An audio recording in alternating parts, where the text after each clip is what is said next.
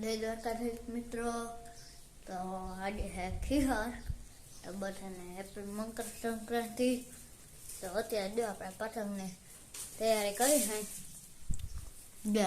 પતંગ છે 2 ચોરીનો ના ગડરનો. ત્યાં આપણે કાનિયા બાંધી છે. તો આ તમને ઉડાડશું તે બતાવશું. તો જો આપણે બધાને ચોકલેટો દેવા હાટું એટલે ચોકલેટો લીધી છે. આટલી ચોકલેટો આપણે લઈ આવ્યા છે દેવા દઈને છે. આ અડધું પેકેટ પૂરું કરી દીધું. આ 9 પેકેટ છે. જો આ અડધું પૂરું થઈ જાય એટલે આને અનબોક્સિંગ કરીને દેવા દેવાની છે. આ બધી દાંતની ચોકલેટો આપણે ડળી ગઈ છે.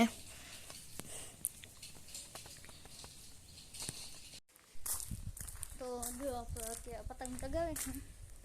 પતંગને ખેતરમાં બાંધી દીધો છે. તો આપણે ડાયરેક્ટ નથી બધા બપોર થઈ ગઈ છે. મોબાઈલની બેટરી બોલી ભગત એટલે તો જો અત્યારે આપણે પતંગ ચગાવે ખેતરમાં બનાવેલો છે. કેમેરામાં દેખાતો નહીં હોય. એ હા તો જો આપણે પતંગ ઉડે. હા દેખે છે. અહીંયા આપણે જો ટ્રેક્ટર ભરાય છે. ટ્રેક્ટરમાં માંડી દેવાની છે. તો માંડી કંઈક ભરાય છે. વારો હોય આપણે તો માંડવી ભરી જ દઈ. દાખલા ભરીને દેવાના હોય તમને બતાવી. જો ટ્રેક્ટરના બોરા બધા ભર્યા છે. આ માંડવી છે. અડધો ઢીકલો ભરી લીધો.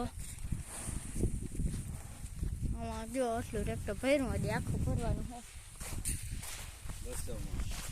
200માં હે માથા ભાઈ કે હે હવે કેટલી થાય.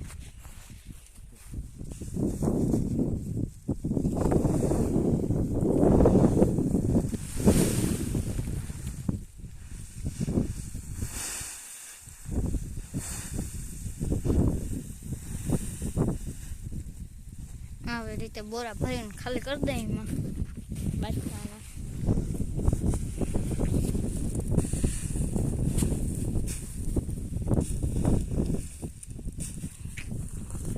આ બધા બોરા જો ભરી લીધા હે.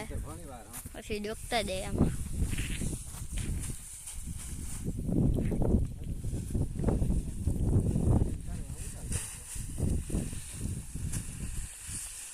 આપણે ભરી દઈએ આખું ટ્રેક્ટર.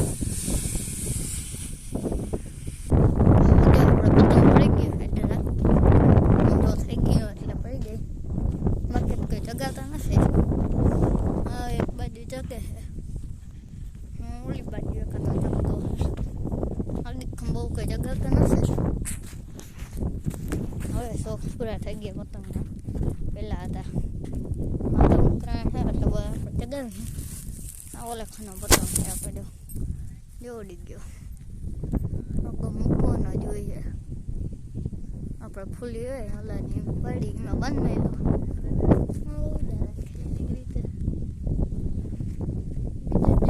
ચગે છે એ બતાવું તમે.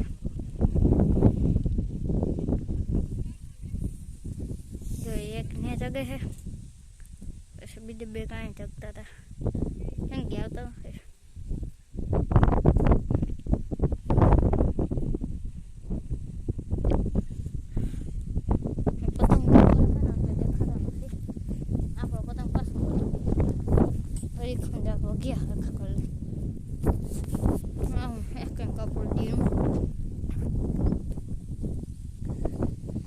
પાછળથી બતાવી દઉં જો તમે. આવું હે કોમેન્ટમાં કહેજો કેવું છે. પતંગ પાછું પડી ગયું. ઉડતો જ નથી હવે. અને હરખું ફરીને ઉડાડીને બતાવવા. તો જો આપણે અડધો ફરાઈ ગયા છે. બધા 2 જ બોરા વધ્યા હવે પાછું